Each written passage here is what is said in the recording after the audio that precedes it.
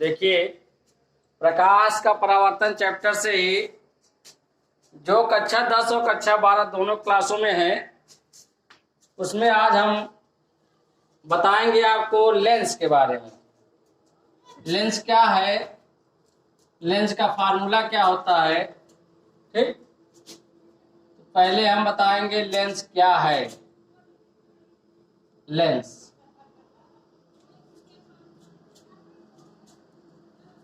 Lens जो होता है, दो वक्रों से घिरा एक समांगी एवं पारदर्शी माध्यम होता है। लेंस क्या होता है, दो पृष्ठों से घिरा एक समांगी एवं पारदर्शी माध्यम होता है।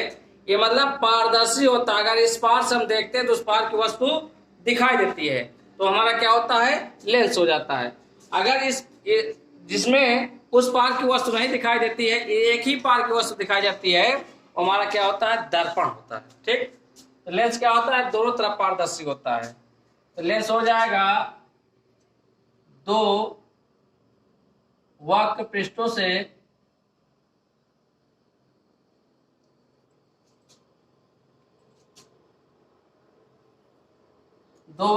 से घिरे समांगी एवं पारदर्शी माध्यम को लेंस कहते हैं। लेंस क्या है, लेंस जो है दो वक्र पृष्ठों से घिरे समांगी एवं पारदर्शी माध्यम को लेंस कहते हैं। अब लेंस कितने प्रकार का होता है, लेंस मुख्यतः दो प्रकार का होता है।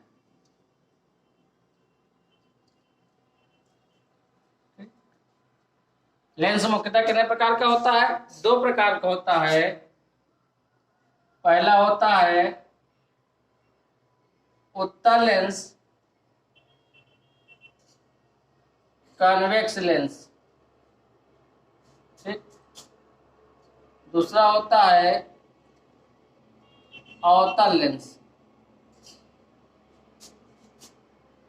Concave lens. लेंस दो प्रकार का होता है, उत्तल लेंस और अवतल लेंस। अब उत्तल लेंस क्या होता है, जो लेंस बीच में मोटे किनारों पर पतले होते हैं उन्हें उत्तल लेंस कहते हैं, और जो लेंस बीच में पतले तथा किनारों पर मोटे होते हैं उन्हें अवतल लेंस कहते हैं। अब आप यहां लिख लेंगे उत्तल लेंस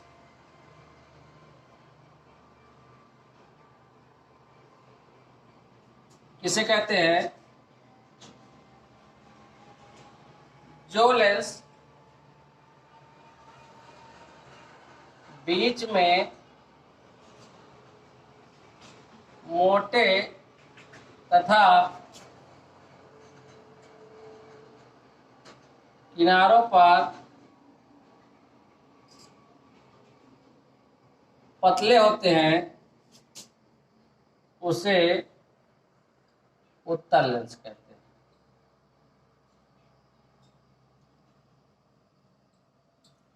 ठीक, जो लेंस बीच में मोटे तथा किनारों पतले होते हैं उन्हें उत्तल लेंस कहते हैं।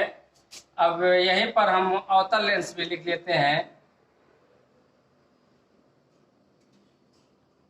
ठीक, इसी का उल्टा होता है, जो लेंस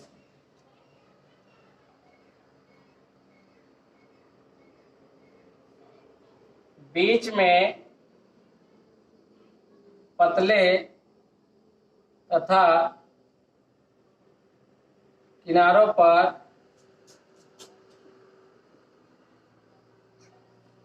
मोटे होते हैं उसे अवतल लेंस कहते हैं।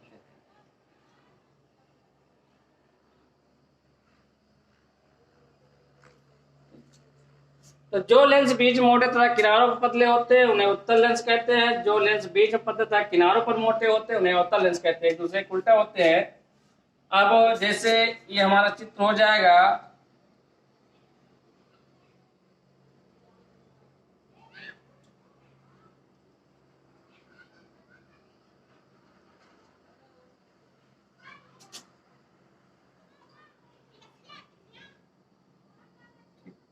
ये हमारा कौन सा लेंस हो जाएगा? उत्तल लेंस। और ये हमारा कौन सा लेंस हो जाएगा? अवतल लेंस। यह लेंस बीच में मोटा है, किनारों पर पतला है, उत्तल लेंस हो गया। यह लेंस बीच में पतला है, किनारों पर मोटा है, हमारा अवतल लेंस हो गया।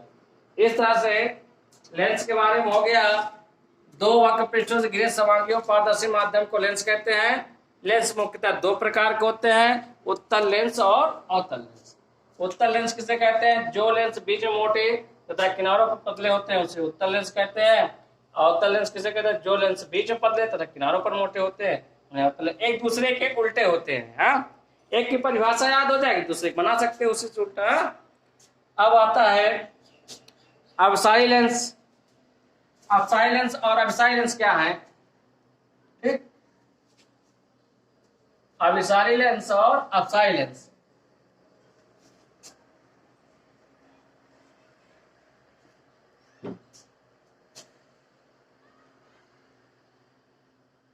अभिसारी लेंस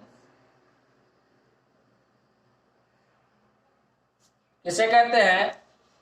अभिसारी लेंस किसे कहते हैं? जो लेंस संपूर्ण प्रकाश की किरणों को किसी केंद्र पर एकत्रित कर देता है उसे अभिसारी लेंस कहते हैं। उत्तल लेंस करता है ऐसा, इसलिए उत्तल क्या कहते हैं? अभिसारी लेंस कहते हैं। यहां पर लिखिए, उत्तल लेंस संपूर्ण प्रकाश किरण को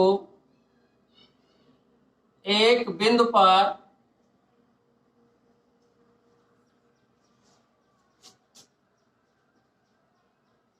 केंद्रित करता है।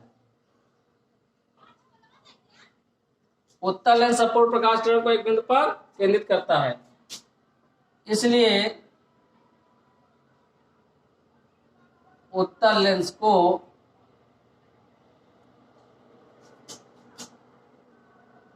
अभिसारी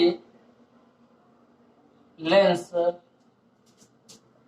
भी कहते हैं।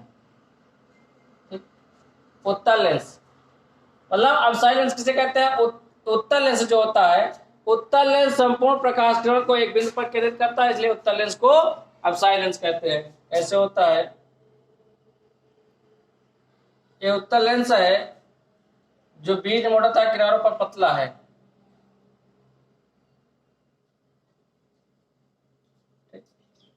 इसका मुख्य अक्ष है, ये प्रकाश फोकस बिंदु है, या प्रथम फोकस ये है F1, द्वितीय फोकस ये है। ये मुख्य अक्ष के समांतर आने वाली किरणें अपवर्तन के बाद फोकस पे होकर जाती हैं। इस तरह से जो भी किरण आएंगी ये फोकस पे होकर जाएंगी।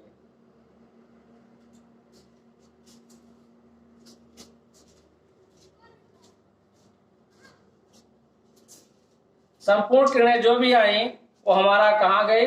फोकस पे आकर एकत्रित हो गई, एक बिंदु पर एकत्रित हो गई, इसलिए इसे उत्तल लेंस को हम क्या कहेंगे?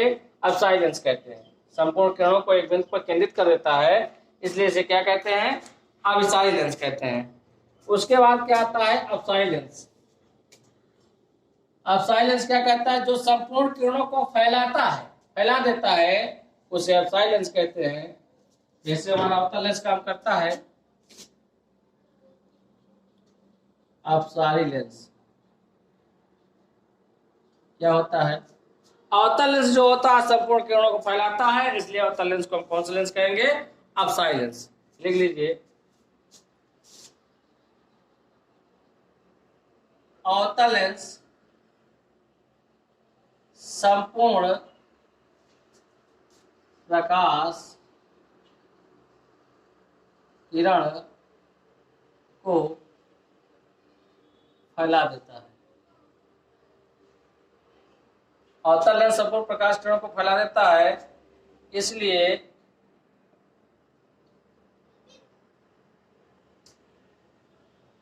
अवतल लेंस को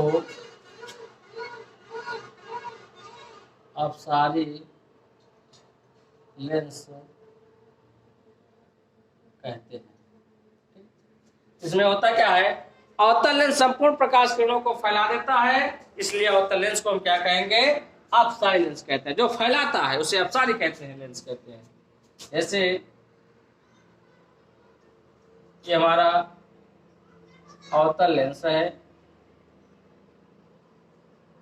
मुख्य अक्ष है, इसका ये द्वितीय फोकस इधर होता है, प्रथम फोकस इधर होता है। मुख्य अक्ष के समांतर आने वाली किरणें अपवर्तन के बाद फोकस होकर जाते हुए प्रतीत होती हैं। ठीक इस तरह से जो भी आएंगे ये फैल रही किरणें, जो भी किरणें आ रही हैं वो हमारा क्या हो रहा है, फैल रही हैं।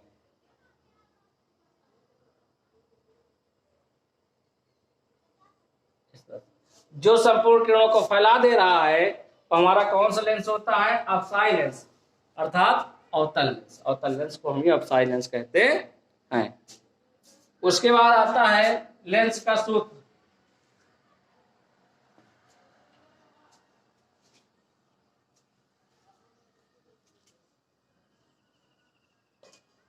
अब पहले उत्तल लेंस के लिए सूत्र ज्ञात करेंगे। उत्तल लेंस के लिए सूत्र, लेंस का सूत्र फार्मूला फॉर कन्वेक्स लेंस। उत्तल लेंस के सूत्र, उत्तल लेंस के लिए सूत्र, लेंस के लिए जो सूत्र होता है 1/f बराबर 1/b माइनस 1/u। और दर्पण के लिए जो सूत्र हमने बताया था इसके पहले 1/f बराबर 1/b प्लस u। यह फोकस दूरी है, u वस्तु की दूरी है, b प्रतिबिंब की दूरी है। ठीक उसी तरह यहाँ पर उत्तल लेंस का सूत्र होगा। उत्तल लेंस का सूत्र जो आएगा वही आपका अवतल लेंस का सूत्र आएगा।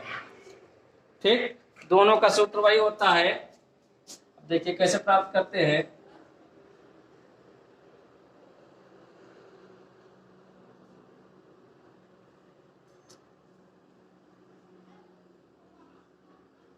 हमारे पास एक उत्तल लेंस पतला सा है, ये इसका मुख्य अक्ष है, लेंस हो गया यार, ये प्रकाशिक केंद्र हो गया है, ये प्रथम फोकस हो गया F1, ये द्वितीय फोकस हो गया F2। ठीक अब इस पर एक लंबवत वस्तु ये भी रखी गई है। अब मुख्य अक्ष के समांतर आने वाली किरणें अपवर्तन के बाद फोकस से होकर जाती हैं। ठीक फोकस होकर जाती है। चलिए उसके बाद प्रकाशिक केंद्र से आने वाली किरणें सीधे निकल जाती हैं। ठीक ये दोनों किरणें जहां पर एक दूसरे को काटेंगी वहां पर इसका प्रतिबिंब बन जाता है A डैश और B डैश प्रतिबिंब। ठीक चलिए अब यहाँ पर इस पॉइंट को हम O डैश मान लेते हैं। चलिए अब देखिए ये हमारा एक पतला लेंस है, उत्तल लेंस, ये इसका प्रथम फोकस है, ये द्वितीय फोकस है, इसका प्रकाशिक केंद्र है, इस पर एक लंबवत वस्तु मुख्य अक्ष पर रखी गई है। मुख्य अक्ष के समांतर आने वाली किरणें अपवर्तन के बाद फोकस होकर जाती हैं, प्रकाशिक केंद्र से जाने वाली किरणें सीधे निकल जाती है। दोनों जहां पर काटेगा वहां पर इसका प्रतिबिंब A डैश B डैश बनेगा, उल्टा बन रहा है वास्तविक बन रहा है। ठीक अब वस्तु की दूरी u से व्यक्त करते हैं, तो हमारा यहां से यहां तक की दूरी वस्तु की दूरी है u। चिन्ह पर पार्टी के अनुसार इधर की दूरी माइनस में होती है तो माइनस u हो गया। ये यहाँ प्रतिबिंब पर रहा, प्रतिबिंब दूरी होता है v, इधर की दूरी प्लस होने के कारण दूरी हमारा हो गया प्लस v। ये फोकस दूरी हमारा क्या है, यहाँ तक फोकस है तो फोकस दूरी f होता है।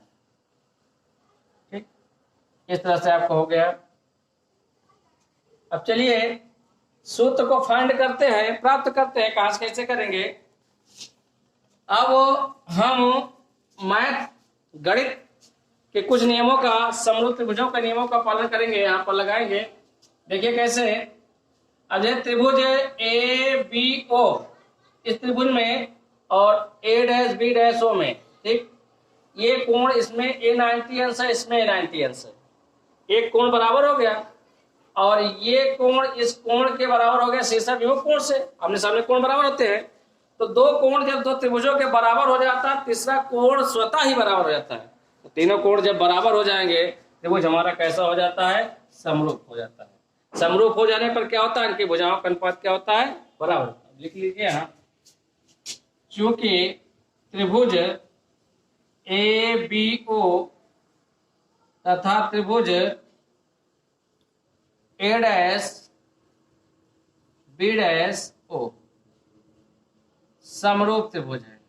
कैसे त्रिभुज है, समरूप त्रिभुज है, इसलिए इनकी भुजाओं का अनुपात क्या होगा, बराबर होगा।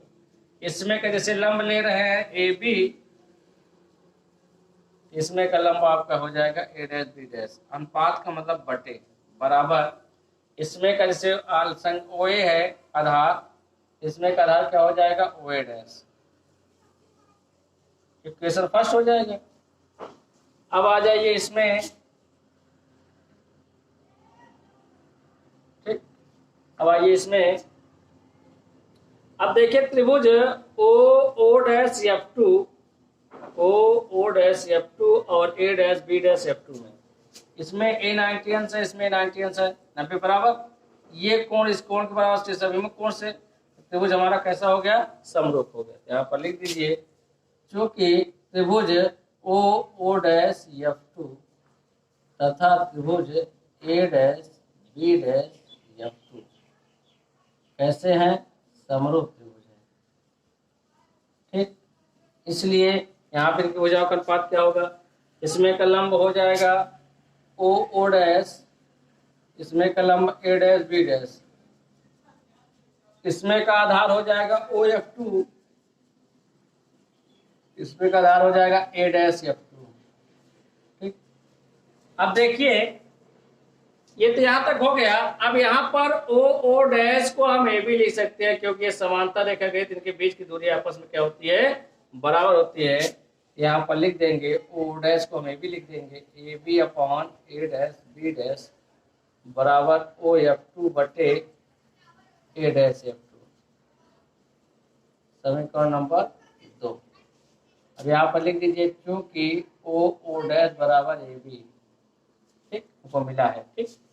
अब चलिए समीकरण 1 और 2 में देख रहे हैं कि A B upon A dash B dash, A B upon A dash B dash दोनों समीकरण में है। दोनों समीकरण के एक पक्ष बराबर है तो दूसरा पक्ष अपने आप बराबर हो जाएगा। यहाँ पर लिख दीजिएगा, समीकरण 1 और 2 की तुलना करने पर, तुलना करेंगे तो आपका यहाँ ओ ए अपॉन ओ ए डैश बराबर यहाँ आ जाएगा ओ F two upon A dash F to, ठीक। अब मान रख देते हैं, ओ ए दूरी कितना है, ओ ए दूरी हमारा माइनस यू है, चलिए ओ ए डैश कितना है, वी है, ओ एफ टू कितना है, एफ है, ए डैश एफ टू निकालना है, ए डैश एफ टू का मतलब ये दूरी, ये दूरी का मतलब आपका हो गया, ये पूरी दूरी में से अगर ये दूरी घट जाएगा तो हमारा आ जाएगा ये B minus F, B minus F.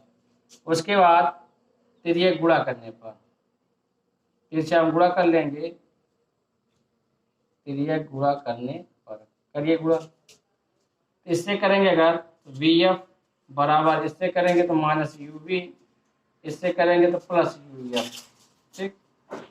अब दोनों ओर यू वी एफ से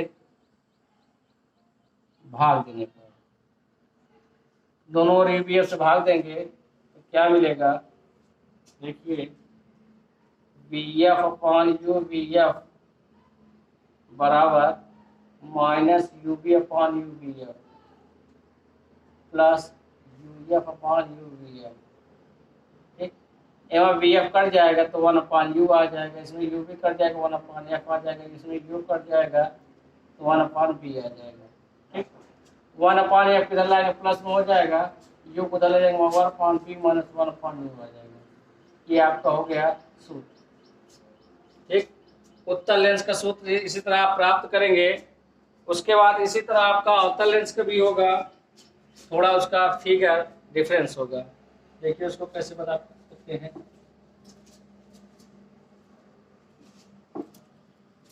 समरूप त्रिभुज की सहायता से ही वो भी प्राप्त किया जाएगा। देखिए कैसे,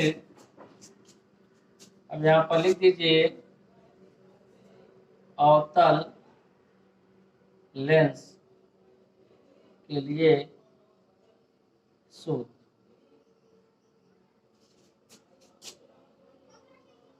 फार्मूला फॉर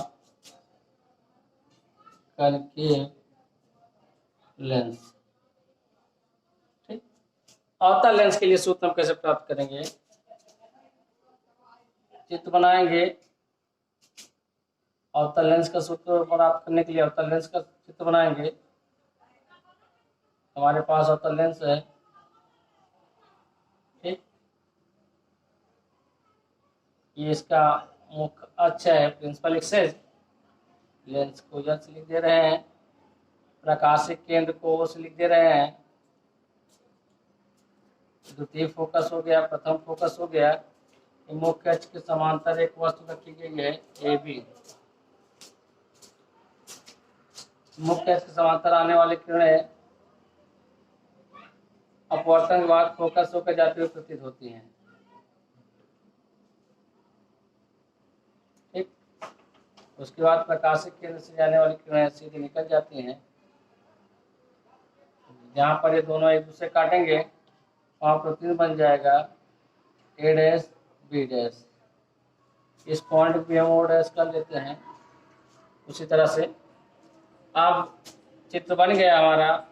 अब वस्तु की दूरी हमारा u होता है, इधर दूरी माइनस होने का माइनस u हो जाएगा। फोकस दूरी हमारा f होता है, इधर की दूरी माइनस होने का माइनस f हो जाएगा। ठीक, प्रतिबिंब दूरी b होता है, इधर दूरी माइनस होने का माइनस b हो जाएगा। इस तरह से आपका चित्र बन गया। फिर उसी तरह प्रक्रिया होगी जैसे इसके पहले समरूप त्रिभुज वाला है। यहाँ पर आपका चूंकि त्रिभुज ए बी ओ तथा त्रिभुज A dash B dash O समरूप त्रिभुज है। ठीक, इसमें ए 90 अंश है, इसमें 90 अंश है। ये कोण दोनों में काम कर रहा है, समरूप हो गया। इसलिए यहाँ भी इनकी भुजाओं का अनुपात बराबर होगा। यहाँ ए बी अपान यहाँ पर ए डैश बी डैश बराबर इसमें का ओ ए और इसमें का ओ ए डैश। Equation first. अब फिर कर दीजिए, चूंकि त्रिभुज, अब इसमें ले लीजिए ओ डैश F2 तथा त्रिभुज A dash B dash F2 समरूप त्रिभुज है। ठीक, अब इसमें ओ डैश में 90 अंश है, ये दोनों में काम कर रहा है, समरूप हो गया। इसलिए यहाँ ओ डैश अपान ओ F2 बराबर इसमें हो जाएगा ओ डैश, इसमें का हो जाएगा ए डैश बी डैश बराबर इसमें का हो जाएगा ओ F2 अपान इसमें का हो जाएगा ए डैश F2। ठीक, अब आगे आते हैं। या अब उसी तरह ओ डैश को हम ए बी लिख सकते हैं, तो यहाँ पर लिख देंगे ओ डैश, ओ डैश करके ए बी लिख देंगे, A B upon A dash B dash बराबर O F2 upon A dash F2। समीकरण नंबर 2 यहाँ पर लिख दीजिए, क्योंकि ओ डैश बराबर ए बी। चलिए, अब यहाँ पर भी समीकरण 1 और 2 तुलना करेंगे तो पक्ष बराबर हो जाएगा। समीकरण 1 और 2 की तुलना करने पर हमारा क्या हो जाएगा, ओ ए अपॉन ओ ए डैश बराबर OF2 upon A dash F2। मान रख देते हैं, OA दूरी कितना है माइनस U, OA डैश कितना है OA dash minus B, OF2 कितना है माइनस F। ठीक, अब A डैश F2 निकालना तो यह मस्त, अगर B घट जाएगा तो हमारी ये दूरी आ जाएगा, एक इधर दूरी माइनस में होती है, minus F minus B, minus से माइनस कैंसिल हो जाए, माइनस माइनस कैंसिल, तो ये आ जाएगा U अपान B बराबर F अपान F माइनस B।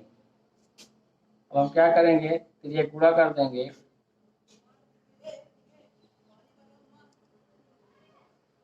तो गुणा करेंगे तो VF बराबर UF माइनस UV, दोनों ओर उसी तरह इसलिए उत्तल लेंस के थे UVF से भाग देने पर, भाग देंगे तो क्या मिलेगा, VF अपान UVF बराबर UF अपान UVF माइनस UV अपान UVF। यहाँ VF कट जाएगा, 1 अपान U आ जाएगा, इसमें UF कट जाएगा, 1 अपान B आ जाएगा, इसमें UV कट जाएगा, 1 अपान F आ जाएगा। 1 अपान F किधर लाएंगे प्लस हो जाएगा, U किधर लाएंगे माइनस हो जाएगा। इस तरह से आपका लेंस का सूत्र प्राप्त हो गया। ठीक, कक्षा 10 और कक्षा 12 दोनों के लिए है। अब दोनों के क्लासों में है अवतल लेंस उत्तल लेंस का सूत्र प्राप्त करना कैसे किया जाता है बता दिया गया है, इसको आप अभ्यास करें। शेष नेक्स्ट वीडियो में।